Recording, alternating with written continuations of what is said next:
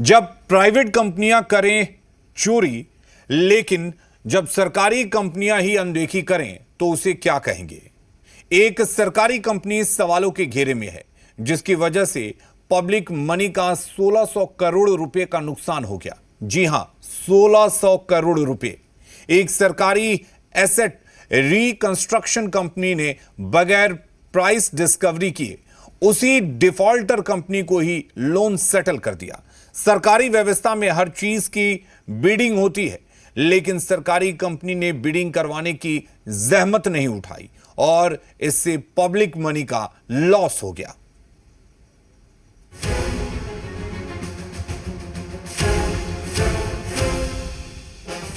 बैंकों का कर्ज लेकर उसे न चुका पाने के खेल में एक और कंपनी शामिल है। नाम है एक्सन ग्लोबल प्राइवेट लिमिटेड।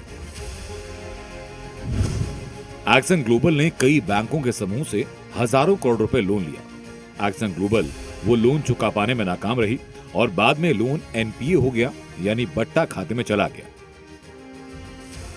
समय पर कर्ज नहीं लौटाने के चलते अकाउंट एनपीए हुआ और मामला इंसॉल्वेंसी कोर्ट यानी एनसीएलटी में चला गया।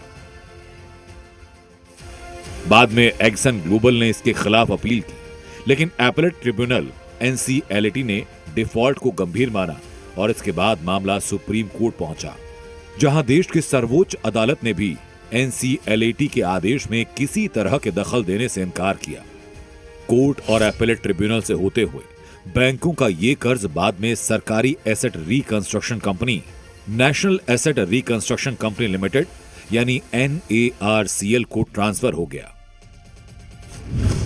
NARCL एक तरह से फंसे हुए लोन की रिकवरी का प्लेटफॉर्म है, जहां बैंकों के फंसे हुए बड़े लोन के लिए रेजोल्यूशन प्लान लाए जाते हैं। जी मीडिया के पास मौजूद डॉक्यूमेंट्स के अनुसार NARCL को 2172 करोड़ रुपए रिकवर करने थे। NARCL के पास कमेटी ऑफ क्रेडिटर्स के 100% वोटिंग राइट्स थे, मतलब फाइनेंशियल क्रेडिटर्स पर पूरा कंट्रोल भी NARCL के पास था।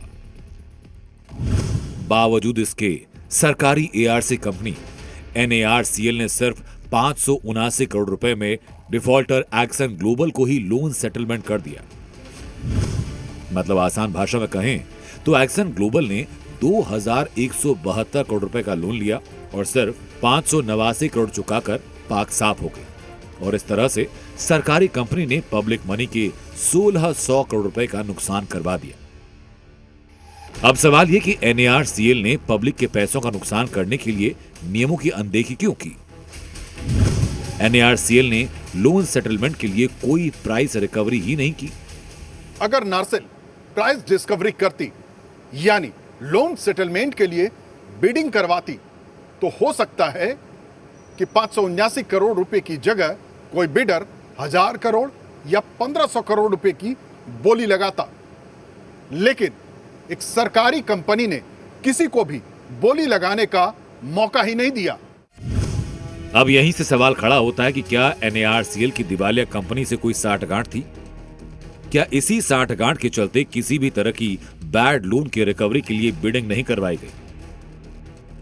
जी मीडिया को दस्तावेजों की पड़ताल के दौरान पता चला कि एक्सन ग्लोबल के पास सोनीपत में एक प्रमुख स्थान पर लगभग 30 एकड़ जमीन है और लगभग 300 करोड़ रुपए का इंश्योरेंस क्लेम भी आना था।